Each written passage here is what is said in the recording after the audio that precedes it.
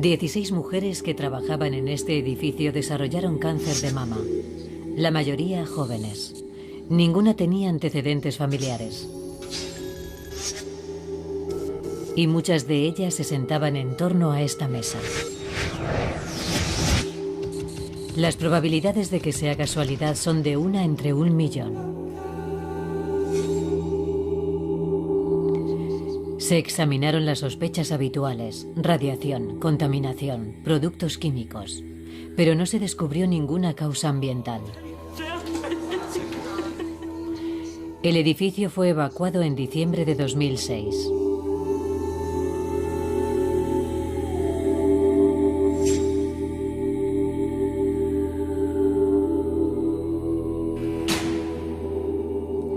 La causa sigue siendo un misterio.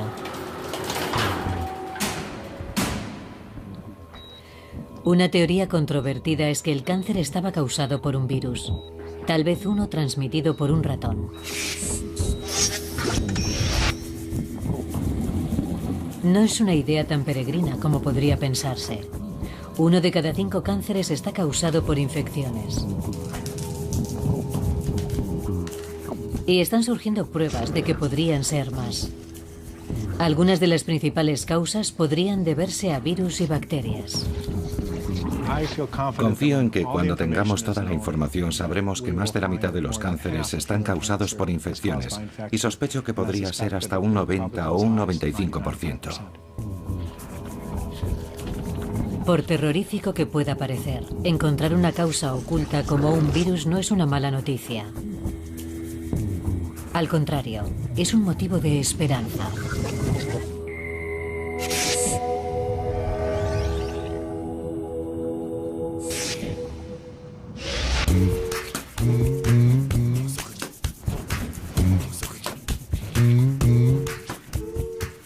La cura para el cáncer es el santo grial de la medicina, y descubrirla es el sueño de muchos médicos. Saber cuál es la causa del cáncer permitiría detenerlo antes de que empiece la dura batalla contra la enfermedad.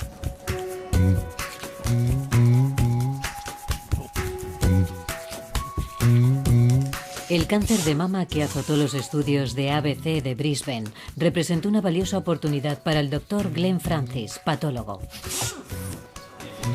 En este grupo único de mujeres podría haber información sobre una enfermedad que mata a 500.000 de personas cada año. Allá vamos. ¿Hay té, café, aperitivos?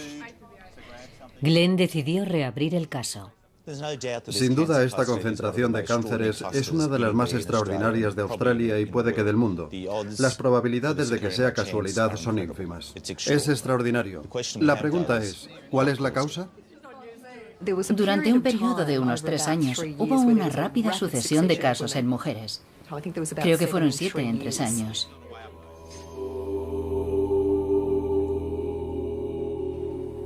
Llegó a ser muy estresante y muy duro para todos, porque no dejábamos de preguntarnos quién iba a ser la siguiente.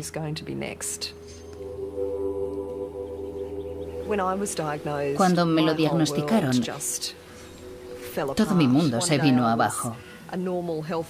Yo era una mujer sana de 35 años, con 2 hijos preciosos y un trabajo que me gustaba, y de repente me dijeron que probablemente no viviría para ver crecer a mis hijos. Durante varios meses, lo primero que pensaba al levantarme era: Dios mío, tengo cáncer. ¿Cómo ha sucedido?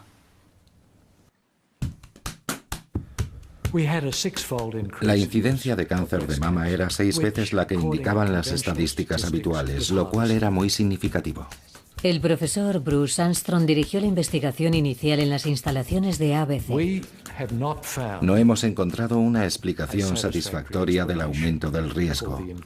Es decir, que nos enfrentamos o bien a un misterio, a algo para lo que no tenemos respuesta, o bien a una simple casualidad. Nunca se puede descartar esa posibilidad. Puede ser una explicación válida cuando hay una concentración de cánceres y no hay un factor ambiental evidente. Pero su equipo todavía no había explorado el interior de los tumores de las pacientes. El cáncer de mama no es una enfermedad única, son diferentes enfermedades localizadas en el tejido mamario y menos del 10% de estos cánceres son hereditarios. Sobre el otro 90% conocemos los factores de riesgo, pero no la causa. No podemos hacer nada sin ustedes. Necesitamos su participación, muestras de tejido en este caso. Glenn y su equipo estudiarán el interior de los tumores para buscar virus. ¿Alguna pregunta? Es una idea polémica.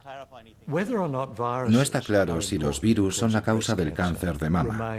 Y esta idea sigue siendo muy controvertida, pues los dos bandos tienen opiniones muy firmes. No hay que cerrarse a ninguna posibilidad.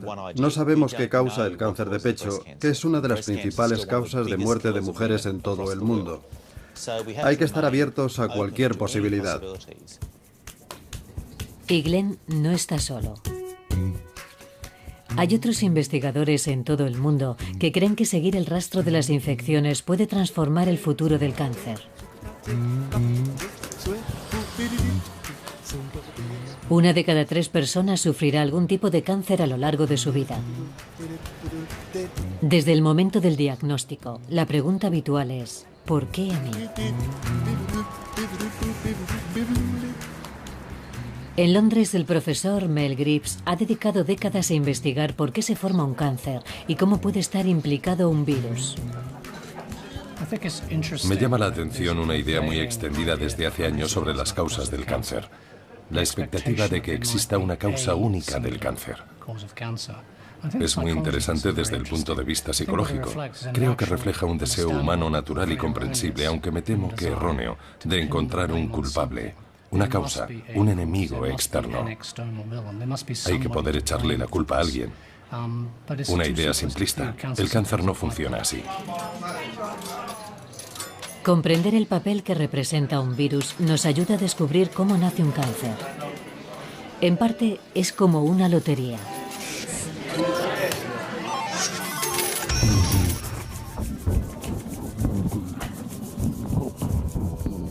Casi todas nuestras células se multiplican y mueren. El cuerpo les da la orden de morir cuando llega el momento o cuando su ADN está dañado. Este suicidio celular es normal. El cáncer no es un invasor externo. Se desarrolla si una de nuestras células empieza a funcionar mal. Algo daña su ADN. La célula no escucha las órdenes del cuerpo y en la práctica se niega a morir. La célula se vuelve inmortal y se multiplica, creando un ejército de clones mutantes. Todos desarrollamos pequeños tumores, muchos de los cuales no llegan a ver la luz. Por suerte, muy pocos de esos clones mutantes se transforman en cáncer. Los sistemas de defensa del cuerpo acaban con la mayoría de esos clones mutantes. El cuerpo tiene defensas para evitar este proceso y en su mayoría funcionan. Si no, todos sufriríamos cáncer desde la más tierna infancia. Pero el tiempo corre a favor de los clones. Pueden estar ocultos durante años, incluso décadas, como células durmientes esperando la combinación adecuada de daños en el ADN. Con cada deterioro vuelven a mutar, hasta que un día sus mutaciones les permiten cruzar la frontera de los tejidos y extenderse por todo el cuerpo. Esto se llama metástasis y suele ser mortal. A partir de una célula mutante pueden nacer 1 millón o 1000 millones de células, pero eso no explica qué causa la mutación. Sigue siendo la pregunta del millón.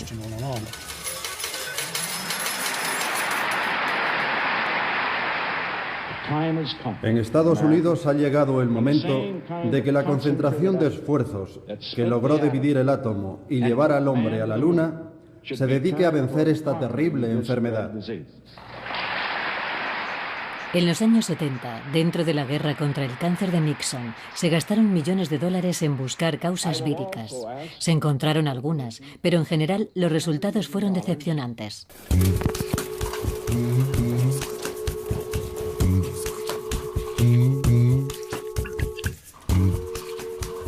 La buena noticia es que se descubrieron genes cancerígenos. Y así, abrumado por los grandes avances en la investigación del ADN, el mundo buscó la respuesta en la genética. Desde el descubrimiento del ADN, todo el mundo ha estado fascinado con las causas genéticas de la enfermedad. Sabemos que los genes causan algunas dolencias, pero creo que si observamos lo que sabemos sobre las causas del cáncer, estamos subestimando la importancia de las infecciones. Creo que hemos descuidado esa posibilidad.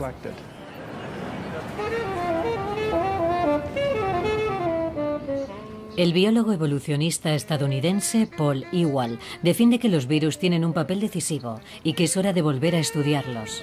Sospecho que tienen un papel muy importante porque al parecer en muchos cánceres el proceso comienza a partir de una infección. Un tipo de cáncer ha obligado a replantearse la cuestión: el cáncer de cuello de útero.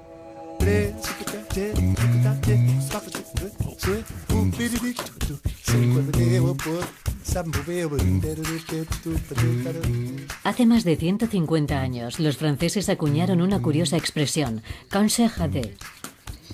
Se refiere a la aparición simultánea de cáncer en el cuello del útero de la mujer y en el pene del hombre, normalmente en una pareja casada.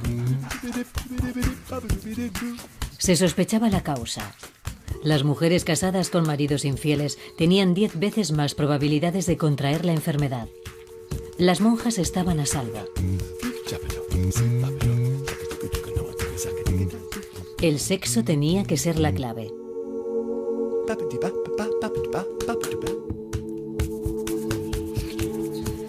En Alemania, en los años 70, el profesor Harald Surhausen logró resolver el rompecabezas.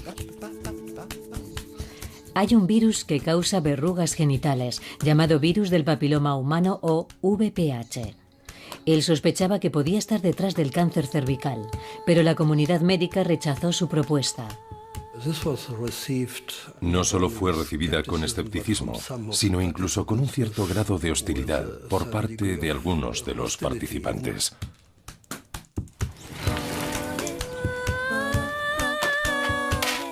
Era una hipótesis difícil de analizar.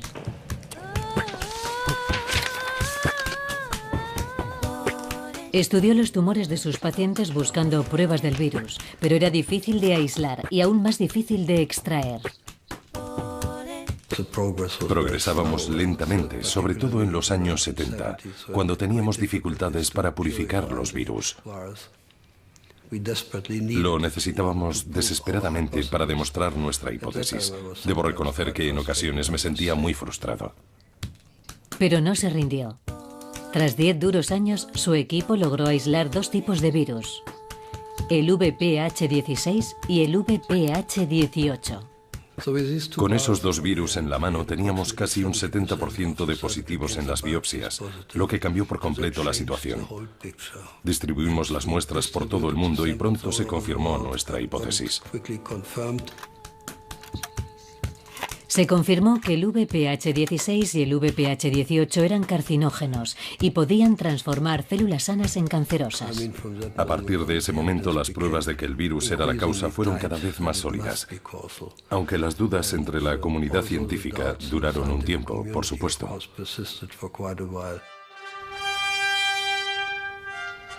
En 2008, Harald Surhausen recibió un premio Nobel por demostrar que el virus del papiloma humano causaba el cáncer cervical. Le había costado más de 30 años.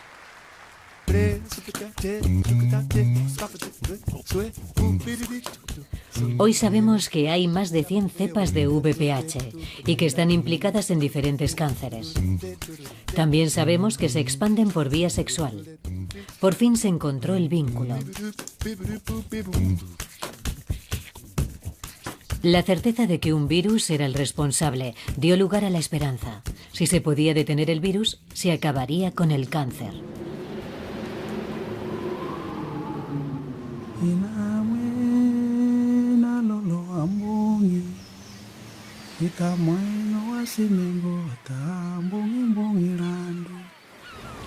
Vanuatu, un lugar paradisíaco. Los espectaculares paisajes ocultan una terrible realidad. Aquí, 1 de cada 10 mujeres sufrirá cáncer cervical.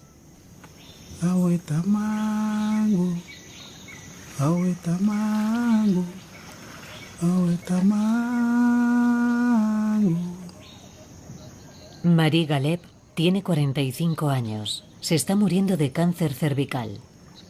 Ha decidido dejar su casa para estar cerca del mar. Su familia la visita. Hace 2 años fuimos al hospital y el médico dijo que tenía cáncer. Nos dijeron que no tenían ningún tratamiento para ella, así que volvimos a casa. Pérdida de peso, depresión, y cuando hay dolor es insoportable. Entonces tenemos que ir corriendo al hospital para que el médico le ponga una inyección. Yo solo quiero que los médicos me quiten el dolor porque cuando me duele es insoportable. Cuando está mal, para mí también es muy doloroso. Sí, es muy duro.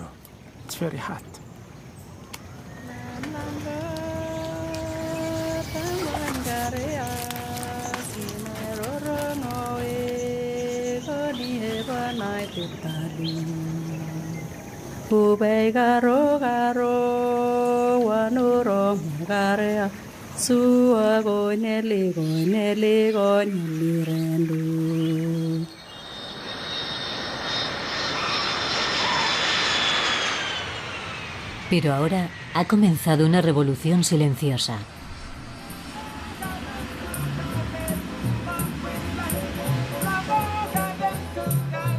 El profesor Ian Fraser y su equipo australiano, en colaboración con investigadores de todo el mundo, han desarrollado una vacuna para acabar con el VPH. Tardaron 15 años, pero el resultado fue la primera vacuna desarrollada para prevenir un cáncer. El cáncer de cuello de útero mata a 500.000 de mujeres al año en el mundo, y como es una enfermedad infecciosa, podemos decir que se trata de una epidemia. Si cualquier otra infección estuviese acabando con la vida de tantas mujeres al año, habría un clamor popular para pedir una solución. Hoy, más de 20 millones de mujeres han sido vacunadas en el mundo occidental. Para Ian, el reto es llevar la vacuna a donde más la necesitan, los países en vías de desarrollo. En el mundo desarrollado tenemos métodos para controlar el cáncer cervical, y la vacuna es uno más, uno muy valioso. En los países en desarrollo, donde no hay otros modos de prevención y este cáncer es común, es imprescindible implementar programas que demuestren que la vacuna funciona.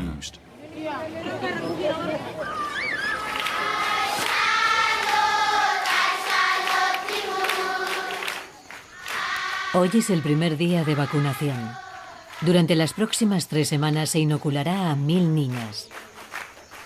Pero Ian tiene solo 3 días para formar un equipo de vacunación local y para ayudar a educar a toda una isla. Padre, ayúdame. Dame sabiduría. Dame conocimiento. Es un proyecto muy ambicioso. Bienvenidos a la escuela. Démosles un fuerte aplauso.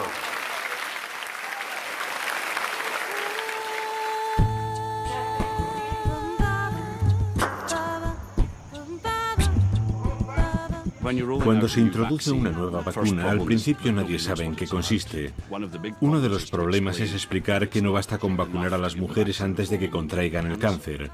Hay que hacerlo antes de que se vean expuestas a la infección que causa el cáncer.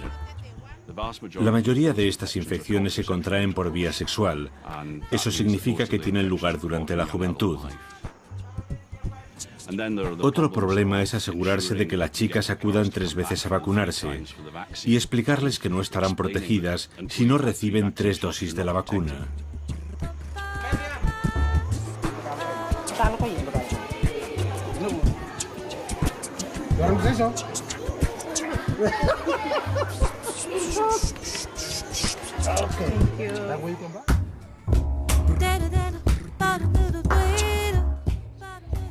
Pero el cáncer de cuello de útero guarda otro misterio.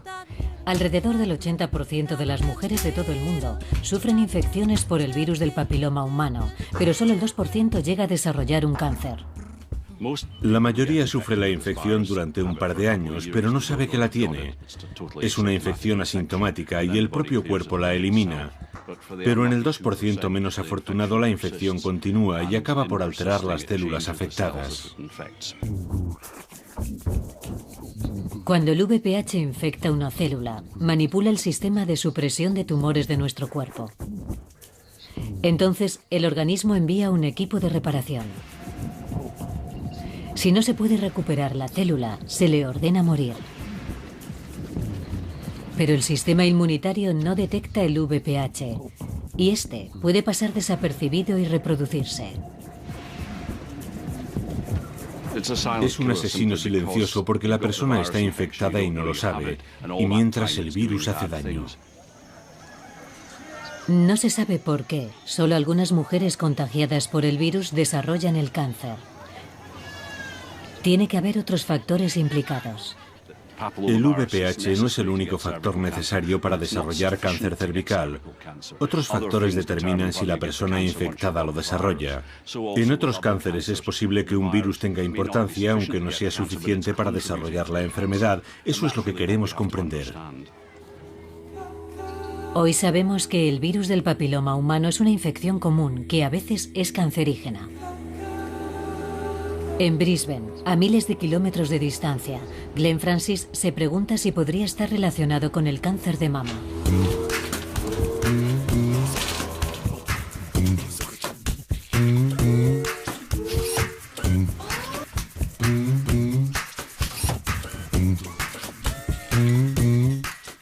El virus del papiloma humano es interesante porque ya se ha asociado con el cáncer de cuello de útero. Por eso tiene sentido buscarlo en los tumores de estas pacientes. Además, es un virus común, así que es un candidato claro para aparecer en los cánceres de pecho. No sé qué probabilidades hay, pero estoy abierto a la posibilidad de que esté relacionado. Sería muy positivo encontrar alguna relación. Daría respuesta a muchas preguntas.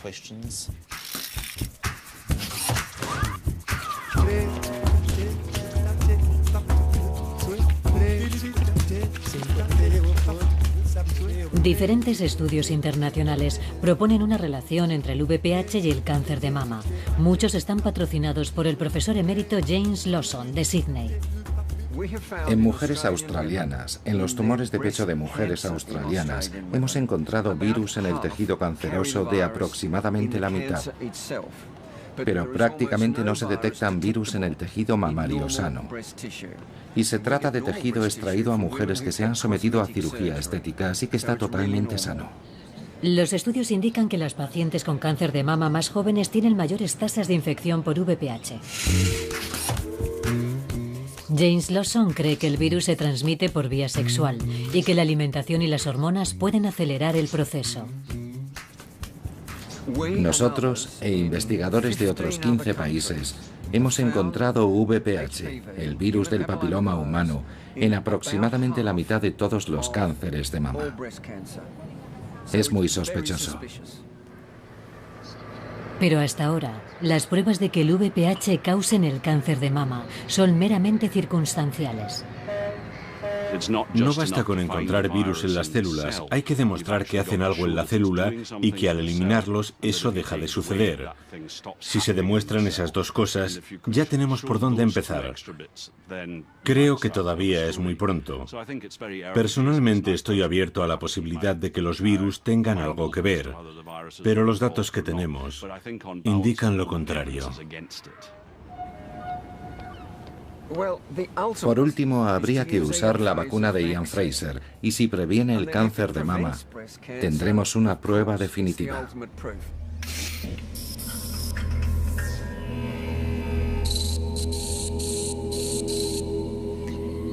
Pero el VPH no es el único sospechoso de causar cáncer de mama. Hay otro posible culpable, un virus que transmiten los ratones.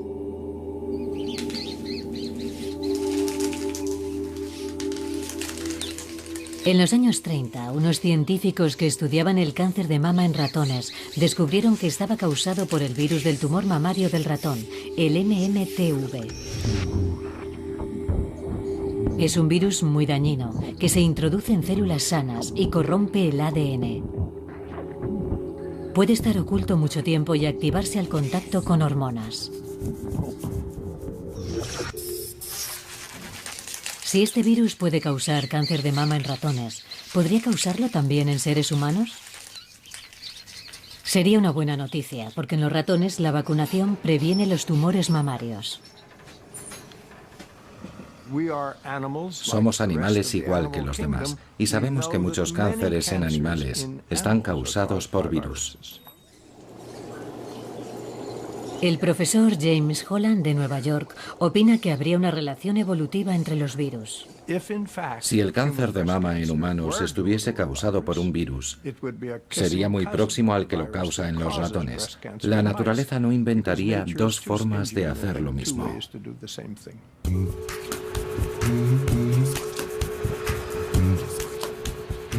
Trabajando con la oncóloga Beatriz Pogo, el equipo encontró MMTV en el 38% de los cánceres de mama en humanos. Después aplicamos las técnicas de amplificación del ADN humano específico del cáncer de mama, y obtuvimos la secuencia viral completa, que es idéntica a la del virus del tumor mamario del ratón en un 95%. También tenemos imágenes y podemos cultivarlo. Además, lo hemos utilizado para infectar células mamarias normales. No encontraron MMTV en el tejido mamario sano. Esto nos permite suponer que no está presente en el tejido sano, y sí en el tejido canceroso. Las mujeres que tenían esas secuencias en el cáncer las habrían adquirido. Estamos abriendo la posibilidad de que las mujeres podrían contagiarse de cáncer de mama.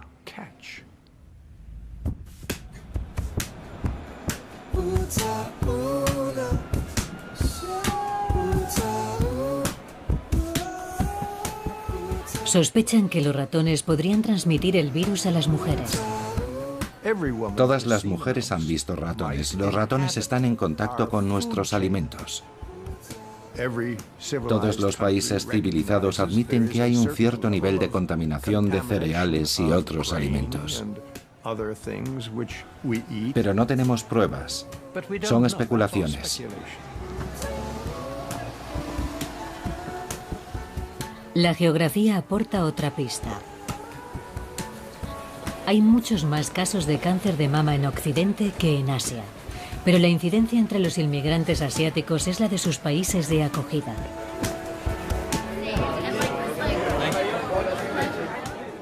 James Holland cree que esto puede no deberse solo a los cambios en la dieta y a los niveles de hormonas, como muchos expertos creen, sino también al contacto con el MMTV.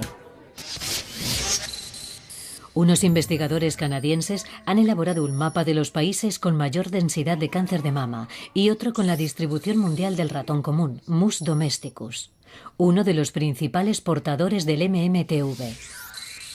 La correspondencia era evidente. Los ratones llegaron en barco desde Europa Occidental a las colonias europeas como Australia. Tal vez llevaron consigo el virus del tumor mamario del ratón, que podría ser un factor infeccioso relacionado con el cáncer de mama. Nos estamos centrando en ese aspecto porque creemos que ahí encontraremos la respuesta.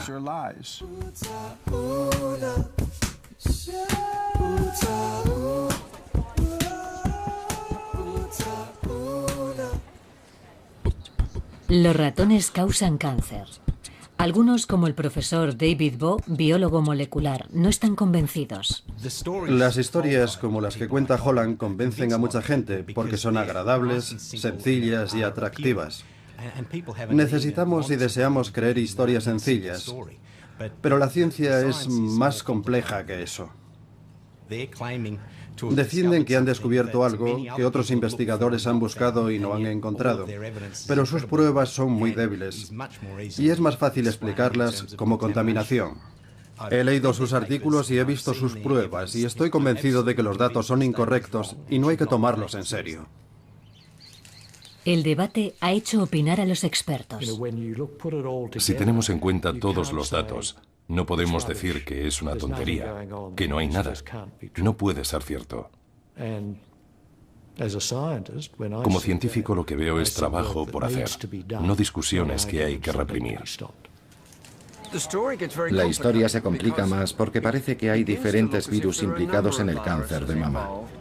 Esto explicaría los diferentes cánceres de mama. Su aspecto y su comportamiento son diferentes y hay una explicación racional, una gran variedad de virus. Si está en lo cierto, sería necesario replantearse el cáncer de mama. Las nuevas teorías no tienen lugar en los laboratorios donde todo el mundo hace lo mismo. Suceden cuando alguien se arriesga a pensar de forma innovadora y acierta. Por otra parte, por cada persona que lo logre, habrá otras 100 que piensen de forma innovadora y se equivoquen. Todavía no hemos dicho que sea la causa, ni siquiera una de las causas, pero defendemos que es un campo de investigación legítimo. Y creemos que sería de suma importancia para las mujeres de todo el mundo. Quiero que descubran la causa del cáncer de mama. Quiero que lo descubran hoy. Que lo hubieran descubierto ayer. Quiero que puedan decir, ya lo tenemos. Aquí tienes una inyección. Nadie volverá a sufrir cáncer de mama nunca más. Eso es lo que me gustaría ver.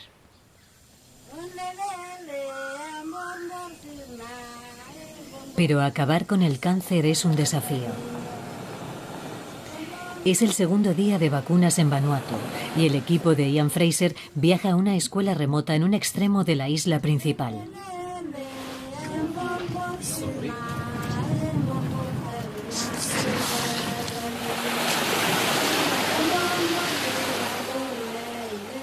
Pero ha aparecido un grave obstáculo: el miedo a lo desconocido. La comunidad no tiene claro que quiera vacunar a las niñas. Las revisiones y la vacunación pueden salvar la vida de madres como ustedes. Es muy importante proteger a las madres del futuro. La vacuna contra el cáncer cervical ¿extenderá el SIDA en Vanuatu? No tiene nada que ver con el SIDA. En las escuelas siempre decimos que la vida es lo más importante. Esta vacuna protegerá a sus hijas contra el cáncer cervical. Hasta ahora, más de 20 millones de mujeres han recibido esta vacuna en todo el mundo. Y es más segura que la mayoría de las vacunas. Menos de un caso por millón sufre una reacción alérgica. Si la vacuna es segura y parece que funciona, ¿por qué no vacunarse? Pero la comunidad no está segura. Hoy no continuará el programa de vacunación. Es normal que la gente tenga dudas, sobre todo cuando aparecen 3 grupos de personas en coches alquilados con mucho dinero y dicen esto es bueno para vosotros. Lo lógico es preguntarse por qué nosotros, por qué aquí, por qué ahora. El deber de la comunidad es hacer esas preguntas.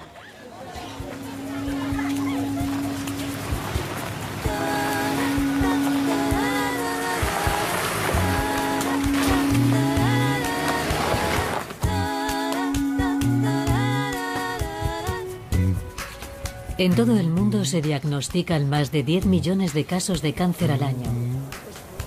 Según la Organización Mundial de la Salud, ese número aumentará a más de 15 millones en el año 2030. ¿Qué nos hace tan vulnerables al cáncer? En parte, la respuesta está en nuestro ADN. Somos obra de la selección natural que debe alcanzar un equilibrio entre ventajas e inconvenientes. Me temo que nuestro diseño es imperfecto.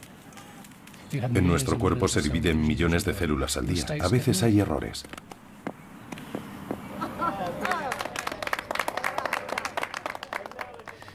Lo más interesante es que si no hubiera errores no se produciría evolución y no existiríamos. Por eso se permite un cierto margen de error. Estamos programados para cometer errores. Nuestra capacidad de modificar el ADN es una ventaja, pero algunos factores pueden influir en el ADN y hacer que aumente la tasa de error.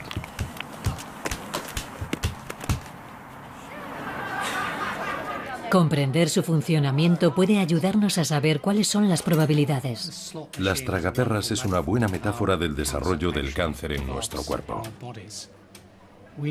Para desarrollar cáncer debe darse una serie de mutaciones. No conocemos la cantidad exacta, está entre 3 y 12, pero para seguir con la idea de las tragaperras, digamos que son 4, y tirar de la palanca es un factor de riesgo. Vamos a jugar.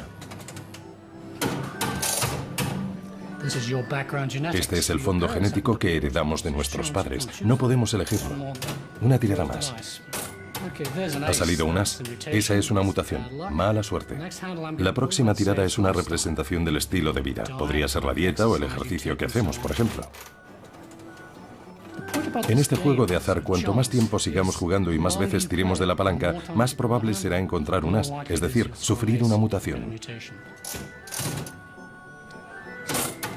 ¿Ha salido otro as? Una variable importante es una infección con un virus capaz de causar cáncer.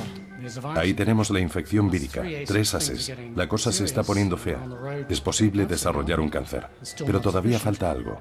A veces una simple mutación aleatoria puede decidir la partida. El cuarto as.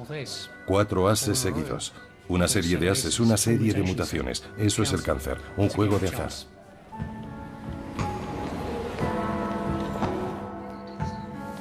Otro ejemplo de los requisitos para contraer cáncer lo encontramos en la leucemia infantil. En este caso parece que solo hacen falta 2 mutaciones.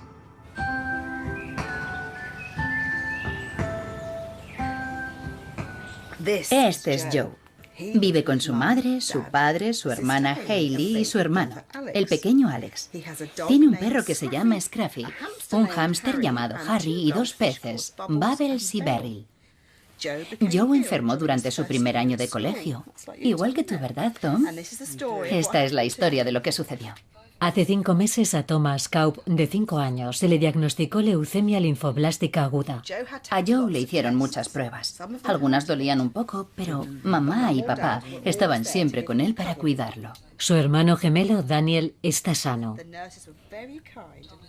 Thomas estaba cansado y se sentía mal, y los médicos pidieron una serie de pruebas. Fue a las 5 de la tarde, ¿verdad?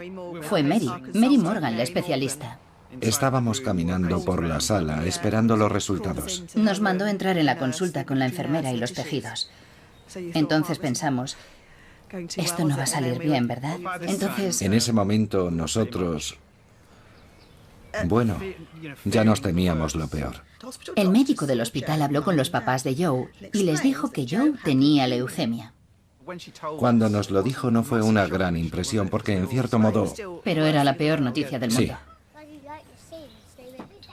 Thomas y Daniel son gemelos idénticos, con los mismos genes y sistemas inmunitarios.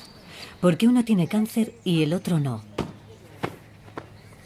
El equipo de Mel descubrió que las células preleucémicas se desarrollaron en uno de los gemelos durante el embarazo y se extendieron al otro dentro del útero. Pero esta mutación genética, la primera, no era suficiente para causar cáncer. La medicina. ¿Tu medicina? Sí.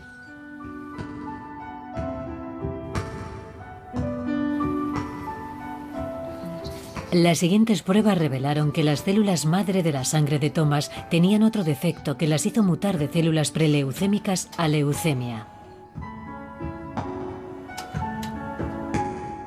¿Fue ese segundo fallo del ADN el que activó la enfermedad? Bueno, esto es un debate que todavía no se ha resuelto. Una pregunta muy importante. Creemos que el segundo fallo está causado o más bien activado por una infección. No pensamos en una infección específica, sino una de una serie de infecciones víricas o bacterianas que pueden activar una respuesta anormal en la médula y hacer que las células dañadas se transformen en células de leucemia.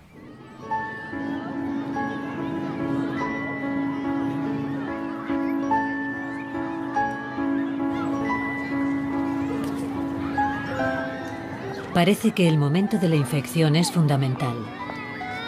3 importantes estudios internacionales sugieren que el sistema inmunitario de los niños se perfecciona y fortalece gracias a la exposición a infecciones durante el primer año de vida. Descubrimos que había una relación con el contacto con otros niños. Cuanta más exposición, menos leucemia linfoblástica habrá. Es un resultado muy positivo. Si el contacto con otros niños sirve para proteger, no se me ocurre nada más que una infección. Saber que la leucemia está causada por al menos 2 fallos en el ADN es muy útil. Daniel, el gemelo sano, sufrió la primera mutación genética en el útero. Ahora los médicos están preparados si se declara la enfermedad. Nos tranquiliza saber que le están haciendo pruebas, porque si contrae la enfermedad, Dios no lo permita, el diagnóstico será muy rápido y el tratamiento podrá empezar cuanto antes.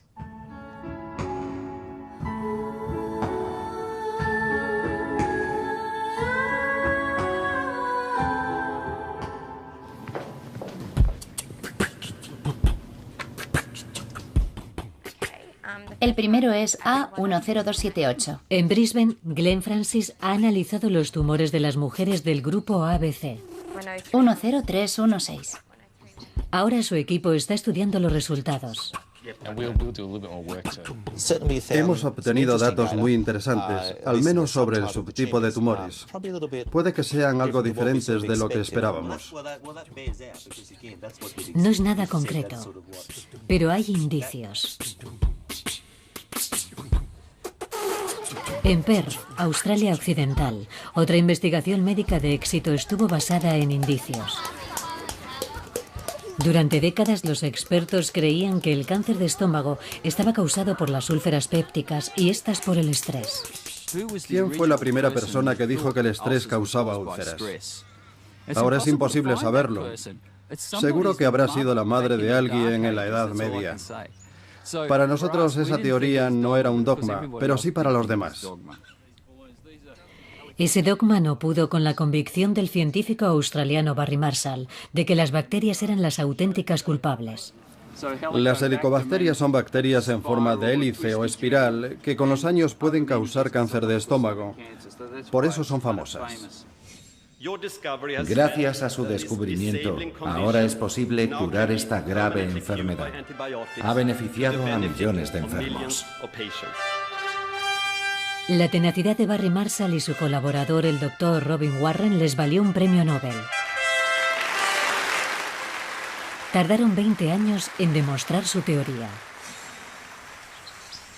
Como en el caso del cáncer cervical, muchas personas sufren la infección, pero pocas llegan a desarrollar cáncer. Y el cáncer se produce varias décadas después de la infección. Para resolver el misterio hay que descubrir el factor esencial que todos los casos comparten. De lo contrario, estaríamos siguiendo pistas falsas. Una vez más, estos científicos estaban desafiando los conocimientos aceptados en su tiempo. Mucha gente olvida que en su momento se burló de la idea de que este organismo espiral, la bacteria Helicobacter pylori, pudiera causar úlceras pépticas. Y tal vez olvidan que se burlaron de que un virus pudiera causar el cáncer cervical.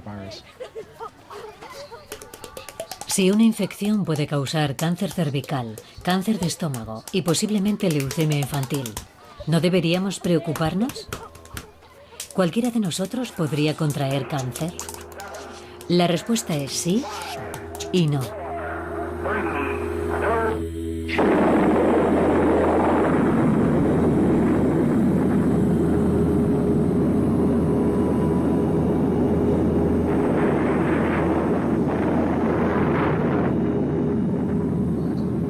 La bomba atómica sigue siendo el mayor ataque al ADN humano creado por el hombre.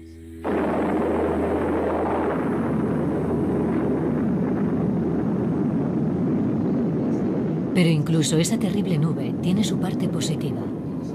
Sorprendentemente, los estudios demuestran que aunque el ADN de los supervivientes está dañado, la mayoría no ha desarrollado cáncer.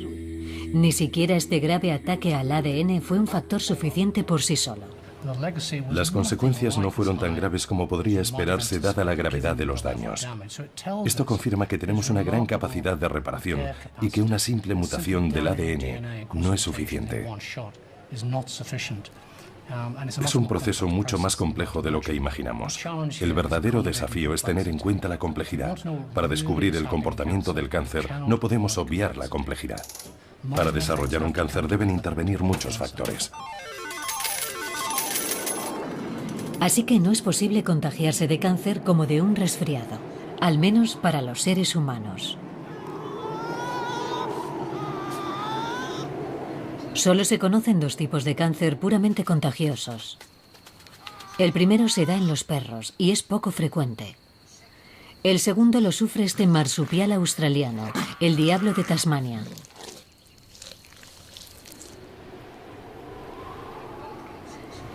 En ambos casos, el propio cáncer es el agente infeccioso.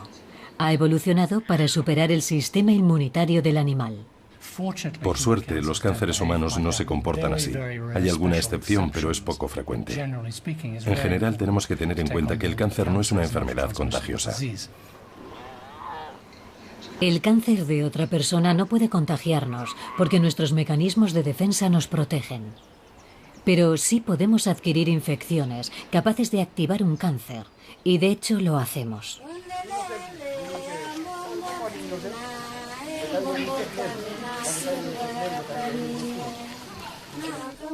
El trabajo de Ian Fraser en Vanuatu casi ha terminado. En adelante, el equipo local realizará el trabajo por su cuenta.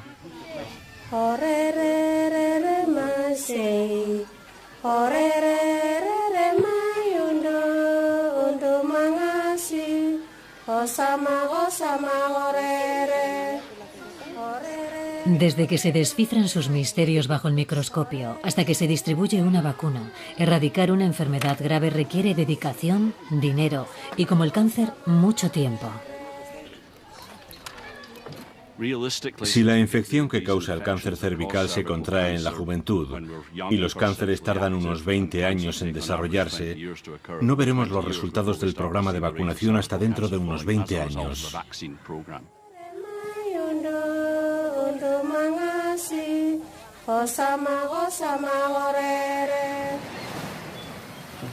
Esta mañana el equipo de Vanuatu ha vacunado a unas 80 niñas en 4 horas.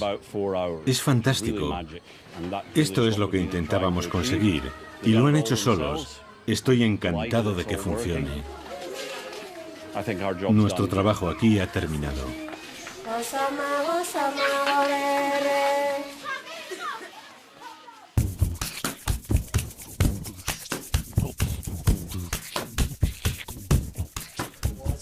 Me gustaría informarles sobre el progreso de la investigación del grupo ABC.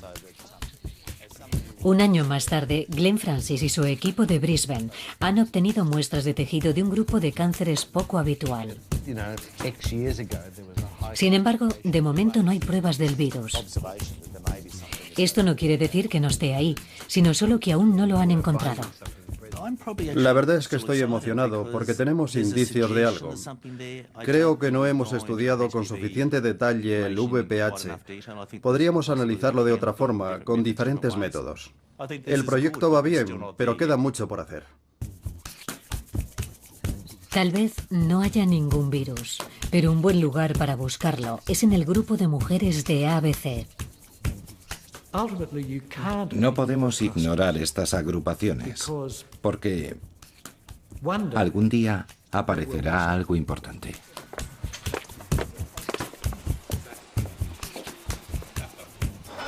Solo por curiosidad, desde su punto de vista, ¿ha valido la pena? Por supuesto que sí. Ahora tenemos más información que antes. Creo que este proyecto es muy importante. Un resultado negativo no implica que el estudio sea malo. Significa que no hemos encontrado la relación, que nuestra tecnología no puede identificarla. No lo sabemos, pero seguiremos buscando.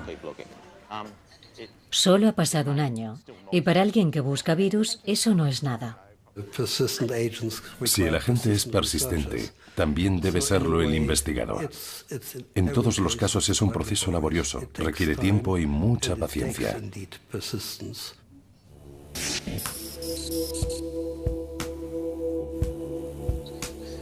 Las infecciones activan el 20% de los tipos de cáncer como estos y les permiten cobrar vida.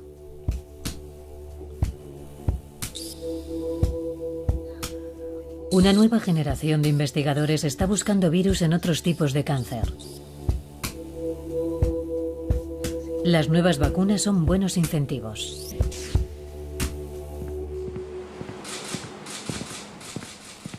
Esto debería aplicarse a todos los tipos de cáncer para ver si un virus es responsable, pero sin olvidar que los cánceres están causados por una suma de agentes. No solo la infección vírica causa el cáncer cervical, es un elemento más. En otros tipos de cáncer puede suceder lo mismo. A medida que sabemos más cosas sobre el cáncer, se va revelando la relación entre genética, estilo de vida e infecciones.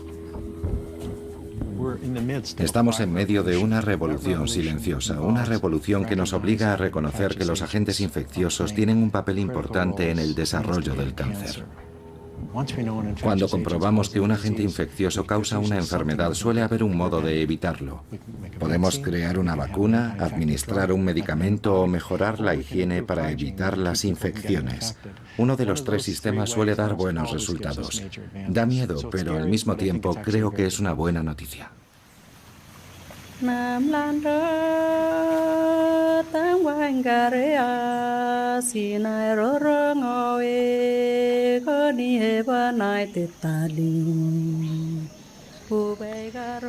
Tres días después de la partida de Ian Fraser, Marie murió. La vacuna llegó varias décadas tarde para ella.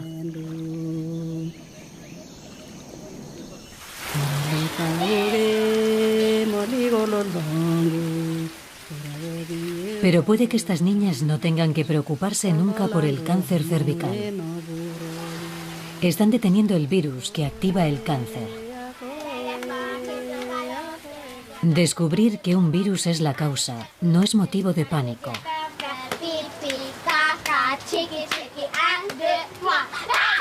Al contrario, es algo que celebrar.